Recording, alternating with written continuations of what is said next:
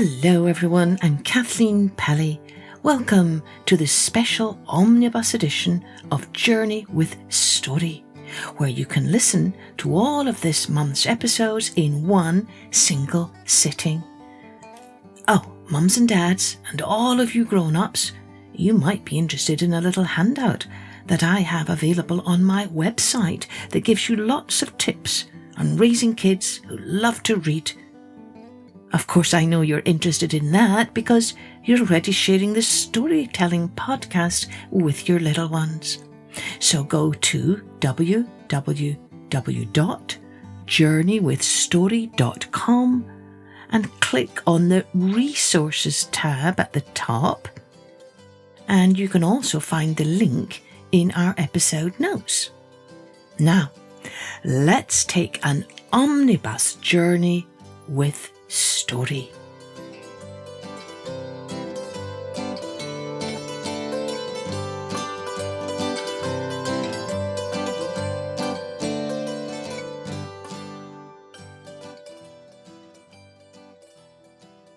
Let's take a journey with the Hermit and the Two Worms. Oh, in case you're wondering, a hermit is simply a holy person who spends most of his or her time alone, praying and meditating. Long ago there lived a hermit with a long white beard. He was a holy man who spent all his time praying and meditating in the dark cave where he lived. One morning, he left his cave to gather some fruit in the rainforest. "Watch out!" he heard a voice call out. Puzzled, the hermit looked around, but there was no one there. He went on dropping fruit into a small basket when he heard the sound of leaves rustling. "Stop right there," the voice said. "You're going to step on us." The old hermit squatted down on his haunches and studied the plants in front of him. He pushed aside some dry leaves and small rocks. "We're right here," said the voice, "under the rock." Taking the rock in both hands, the hermit carefully lifted it out of the moist soil. Underneath, he found two fat, wriggling worms. "Oh, hello," the hermit said to them. "Are you caught under this rock?" "Not at all," one of the worms said. "The rock won't hurt us, but you might." "I won't hurt you," the hermit said gently. "I'll just step over you and be on my way." "Oh, that's right," said the worm angrily. "On your way to crush other poor creatures under your feet." The hermit scratched his head. "Huh?" "You're human," the worm went on. "All humans treat the rest of us like we're worthless. You don't respect other living things. You cut down trees and you pollute the environment." The hermit said, thinking. Maybe you're right. Humans do destroy nature. Then after a moment he added, "Would you like to do something about it?" "Like?" the worm replied. "I can turn you and your friend into humans," the hermit said, "so that you can live among people and teach them how to respect our planet." After talking about it some more, the worms agreed to the experiment. Then, poof! They instantly turned into a man and a woman. The new couple went on to live in a small farming village where they were known as Gino and Ana Flores. With the money the hermit gave them, they bought some land and built a modest thatched roof house. They also bought several sows and a few chickens. At first, Gino and Anna worked hard on their farm and made many new friends. every chance they had, they talked to their friends about the richness and beauty of their former home, the rainforest. And they travelled to other towns to teach people about treating nature with respect and kindness. But after some time, the couple's farm started to demand more of their energy, and they had less and less time to travel and talk to people. The more they worked, the more money they made, and soon Gino and Anna forgot all about teaching lessons about the environment. Only 10 years after leaving their home, the rainforest was a fading memory.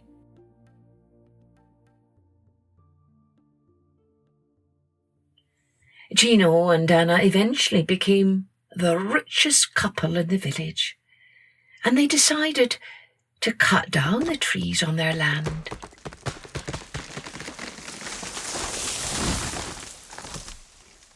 And build a lavish mansion.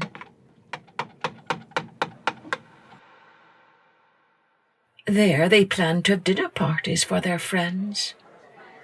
On their very first night in the new house, they invited 100 guests for a garden party. During the party, one of the servants came to Anna's side. "There's a beggar at the gate," she told her mistress. "I asked him to leave, but he insisted on talking to you or your husband." "Then let him wait," Anna said, waving a hand in the air. "He'll get tired and go." "Yes, ma'am," the servant said. Hours later, when Anna was saying goodbye to one of the guests, she noticed the beggar was still waiting at the gate. Instead of going up to him, she went back to the party to find her husband. "Gino," she whispered so her guests wouldn't hear, "there's a beggar outside, and he won't go away. What should I do?" "Send the dogs after him," Gino replied. Then, just as he was about to turn back to the party, a big bolt of lightning flashed in the sky, and it began to pour down with rain. All the guests ran inside the house. But then, poof! The house and everything inside it suddenly disappeared. "Oh no!" the guests cried out as they ran out into the street. Within seconds, Gino and Anna found themselves standing on a patch of land with weeds all around.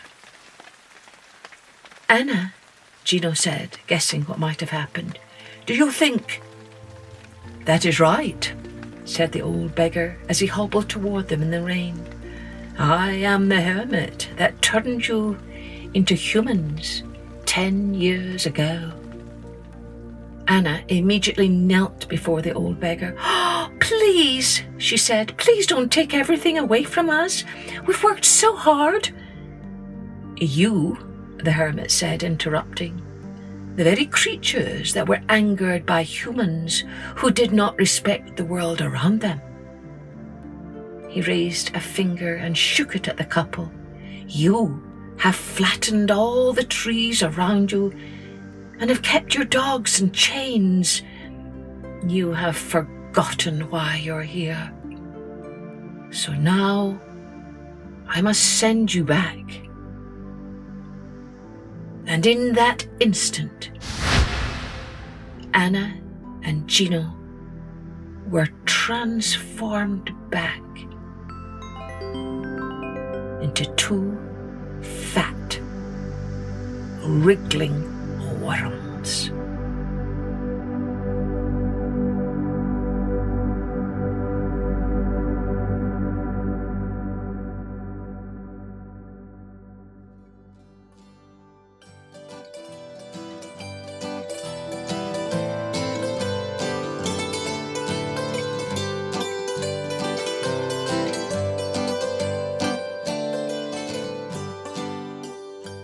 Now, let's take a journey with the the Rum-Tum-Tugger and the old Gumby Cat. The Rum-Tum-Tugger.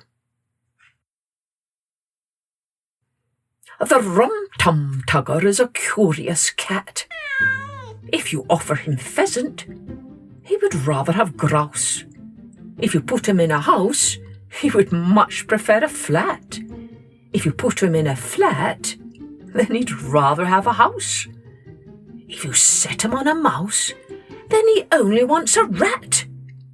If you set him on a rat, then he'd rather chase a mouse.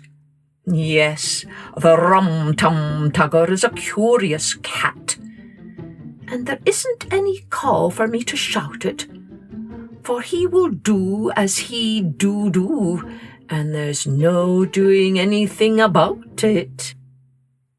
The Rum-Tum-Tugger is a terrible bore. When you let him in, then he wants to be out. He's always on the wrong side of every door, and as soon as he's at home, then he'd like to get about. He likes to lie in the bureau drawer, but he makes such a fuss if he can't get out. Yes, the Rum-Tum-Tugger is a curious cat, and it isn't any use for you to doubt it, for he will do as he do, and there's no doing anything about it. The Rum-Tum-Tugger is a curious beast. His disobliging ways are a matter of habit. If you offer him fish, then he always wants a feast. When there isn't any fish, then he won't eat rabbit. If you offer him cream, then he sniffs and sneers, for he only likes what he finds for himself.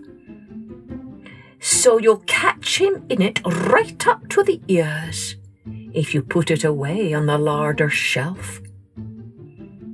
The Rum-Tum-Tugger is artful and knowing.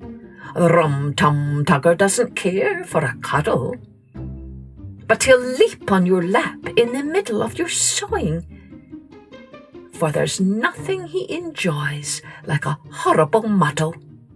Yes, the Rum-Tum-Tugger is a curious cat, and there isn't any need for me to spout it, for he will do as he do, and there's no doing anything about it.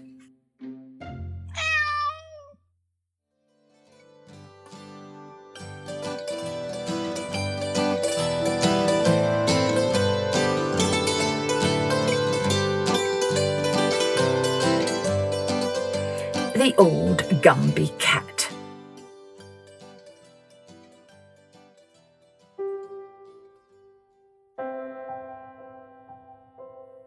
I have a Gumby cat in mind. Her name is Jenny Any Dots. Her coat is of the tabby kind, with tiger stripes and leopard spots. All day she sits upon the stair, or on the steps, or on the mat. She sits and sits and sits and sits. And that's what makes a Gumby cat. But when the day's hustle and bustle is done, then the Gumby cat's work is but hardly begun. And when all the family's in bed and asleep, she slips down the stairs to the basement to creep. She is deeply concerned with the ways of the mice. Their behaviour's not good, and their manners not nice. So when she has got them lined up on the matting, she teaches them music, crocheting and tatting. I have a Gumby cat in mind. Her name is Jenny Any Dots. Her equal be hard to find. She likes the warm and sunny spots. All day she sits beside the hearth, or in the sun, or on my hat. She sits and sits and sits and sits. And that's what makes a Gumby cat. But when the day's hustle and bustle is done, then the Gumby's cat's work is but hardly begun, as she finds that the mice will not ever keep quiet. She is sure it is due to irregular diet, and believing that nothing is done without trying, she sets straight to work with her baking and frying. She makes them a mouse cake of bread and dried peas, and a beautiful fry of lean bacon and cheese. I have a Gumby cat in mind. Her name is Jenny Any Dots. The curtain cord she likes to wind and tie it into sailor knots. She sits upon the windowsill, or anything that's smooth and flat. She sits and sits and sits and sits, and that's what makes a Gumby cat. But when the day's hustle and bustle is done, then the Gumby cat's work is but hardly begun. She thinks that the cockroaches just need employment to prevent them from idle and wanton destroyment. So she's formed from that lot of disorderly louts a troop of well-disciplined, helpful Boy Scouts, with a purpose in life and a good deed to do. And she's even created a beetle's tattoo. So for old Gumby cats, let us now give 3 cheers, on whom well-ordered households depend, it appears.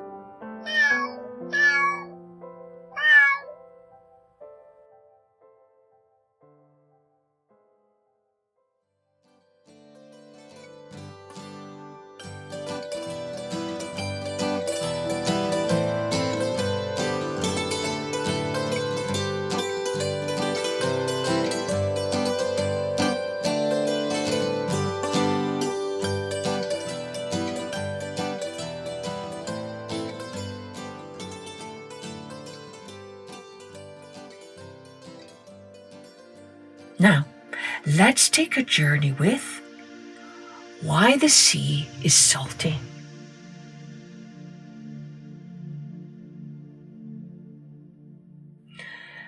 Thousands of years ago, it was believed that seawater had been tasteless until one fateful day.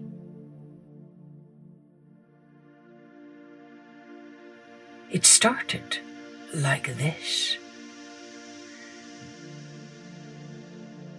"I want to see rainbows and no more rain," the fisherman muttered as he boiled water for his tea. It had been raining for days, so he couldn't go fishing. He was worried because he had hardly any food left, just a little salty fish and some rice.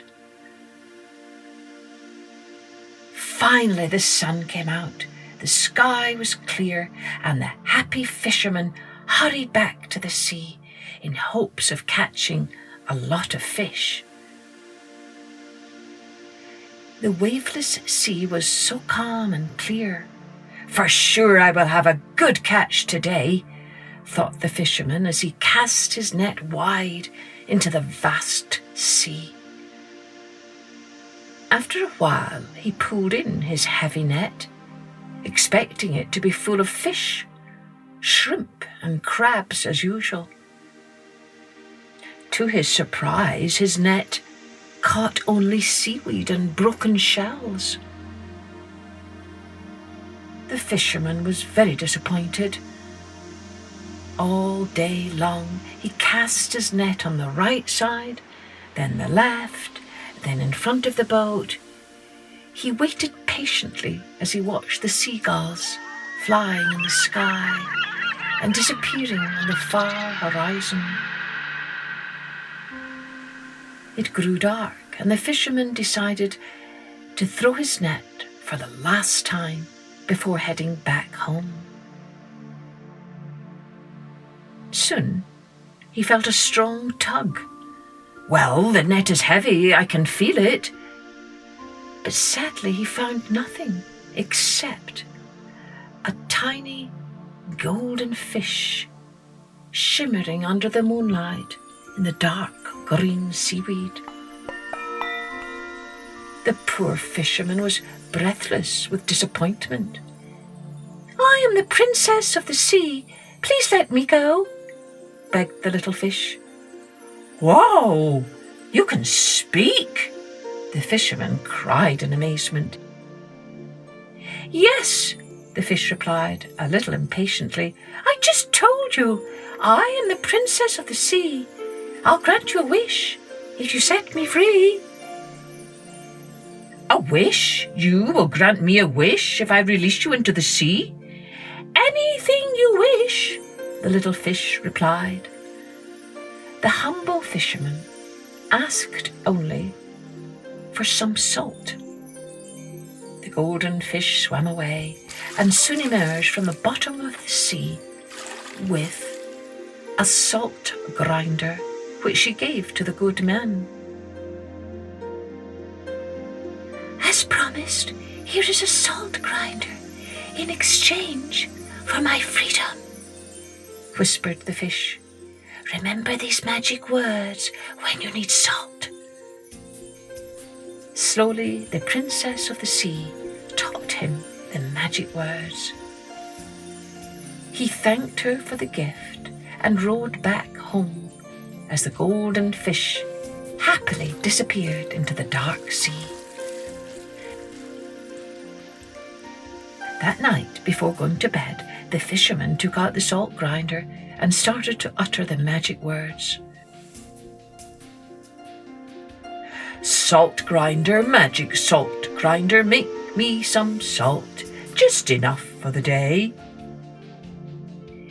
He repeated it 3 times. Then, as he uttered the last word of the spell, clean white salt poured out from the salt grinder. When he had enough salt, the fisherman commanded, "Salt grinder, magic salt grinder, I have enough for the day. Please stop making salt." He repeated it again 3 times.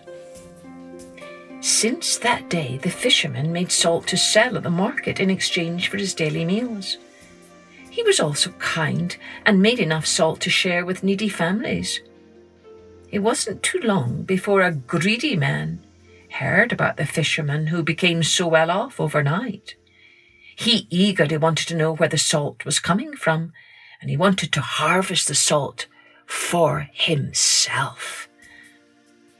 One evening, the greedy man secretly followed the fisherman home. He waited in the dark, peeping through the window. Suddenly, he heard the fisherman's footsteps going towards the kitchen. He quickly stole up to the thatched kitchen wall and stood with his ear against it. He heard the fisherman say, "Salt grinder, magic salt grinder, make me some salt, enough for the day." The fisherman repeated the spell 3 times. To the greedy man's amazement, mounds of white salt kept pouring out from the salt grinder. "If I had this salt grinder, I would be the richest merchant in all the villages," the man thought to himself. The wicked man waited and waited until the fisherman fell asleep. He crept back to the house as soon as he heard the fisherman snoring. It was too dark for the man to see anything. "Where does he keep the salt grinder? It could be anywhere," the man muttered anxiously. At last, he found the magic salt grinder in the kitchen cabinet. He snatched it and ran away as fast as he could. Finally, he reached his boat and hurriedly rowed away. When he reached in the middle of the sea, the merchant stopped rowing, wanting to see the magic. He took out the salt grinder and started to utter the magic words. "Salt grinder, magic salt grinder, make me some salt, enough for the day." He remembered to repeat it 3 times. Under the moonlight, the clear white grains poured out from the salt grinder. Pleased, the greedy man closed his eyes and thought of buying more farmhouses, a bigger boat, and of course, a nice mansion. He vowed to be the richest man in all the villages. As he went on dreaming, the salt filled his boat, which rocked with its great weight. Water rushed in and the boat was flooded. The man awoke, but it was too late. The salt grinder kept pouring out more and more salt. "Stop! Stop!" the greedy man screamed frantically. "Stop making salt!" Alas, these were not the magic words that would stop the salt grinder. "Help me! Help me!" cried the greedy man as his wooden boat began to sink, carrying him and the salt grinder to the bottom of the sea. And so, to this day, the sea is salty, for the magic salt grinder never stops grinding salt from the depths of the ocean.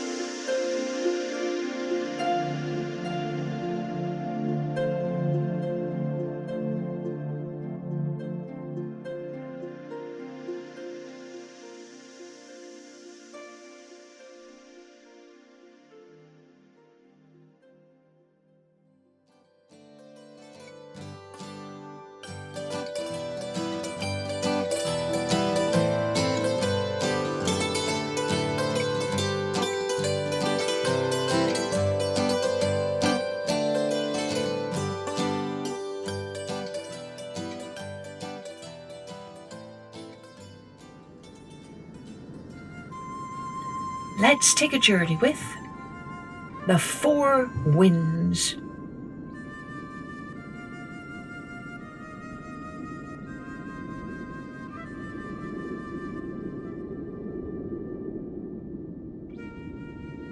The master of the winds lived in a great blue wigwam high in the sky. In his power were all the soft breezes, stormy gales, and fierce hurricanes. However, this didn't make him happy. He longed to roam freely across the sky, but his winds were so mighty that when he opened the huge doors of the wigwam, they shook the earth, causing chaos and destruction. The Windmaster didn't want the people on the earth to suffer, so he kept his doors closed and stayed inside his wigwam, a prisoner of his own power.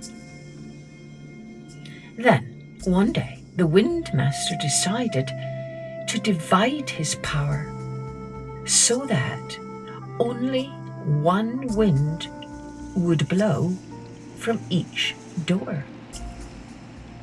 he took a deep breath of the icy north wind, pushed open the flap of the north door, and bellowed loudly to call the creatures of the earth to his aid. His fierce wintry blast filled the sky with a blizzard of snow. Most animals on the earth hurried to find shelter. Only Bear fought through the swirling snowstorm to answer his call. "Welcome, mighty Bear," said the Wind Master. "Your paws are powerful enough to control my strongest force. You shall be the North Wind." Then the Wind Master placed a collar of elk hide around Bear's neck and tethered him to the north door of the wigwam. The Wind Master took another deep breath and called from the west door. A shrieking wind flew out and raced around the earth, brewing up dark clouds and stirring the animals to fight among themselves. Howls and screams filled the air. Suddenly, Panther sprang up to the doorway, his eyes blazing like green fire. He snarled and lashed his tail from side to side. "Welcome, fearless Panther," said the Wind Master. "You are fierce and strong. You shall be the West Wind." Then he placed a collar of buffalo hide around Panther's neck and tethered him to the west door of the wigwam.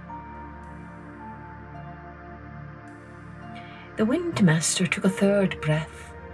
He flung open the east door of the wigwam and called out with a piercing cry. His cold breath filled the sky with rain clouds and covered the earth in a damp grey mist. After a moment, there was a tramping of heavy hooves, and out of the gloom appeared Giant Moose, bearing his magnificent antlers. "Welcome, mighty Moose," said the Wind Master. "You can crash through the forest and uproot trees like a storm. You shall be the East Wind." Then he placed a collar of green sinews around Moose's neck and tethered him to the east door of the wigwam. Lastly, the Wind Master took a fourth breath and called gently from the south door. His warm breeze stirred clouds of butterflies, and the wigwam was filled with the scent of flowers. Spotted Fawn crept in shyly at the door, trembling on her slender legs. "Welcome, graceful Fawn," said the Wind Master. "Your soft step and tender beauty is loved by all. You shall be the South Wind." He wove a collar of fragrant blossoms to place around Fawn's neck and tethered her with a garland of vines to the south door of the great blue wigwam. From that day, the Master of the Winds could leave his wigwam and roam wherever he pleased. If people felt the north wind shake the elm bark that covered their lodges, they exclaimed, "Ha! The bear growls!"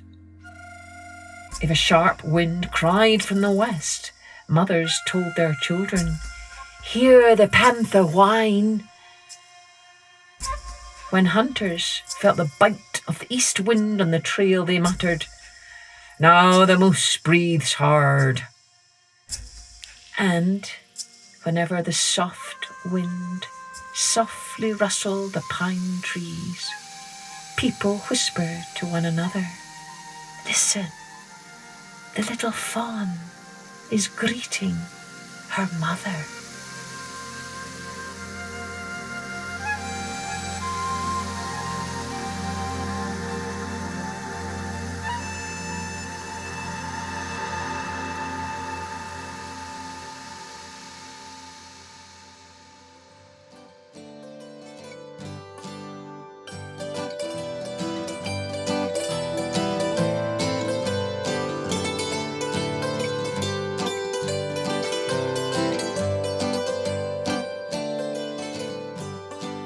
I hope you enjoyed this special omnibus edition of Journey with Story.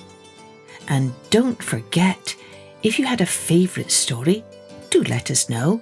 Just go to www.journeywithstory.com, click on the Contact Us and fill in the form. And if you want to be considered for a shout out on the show, send us your drawings there too. Click on Contact Us, fill in the form and attach your drawing there. You can also see the link in our episode notes. Cheerio then, join me next time for Journey with Story.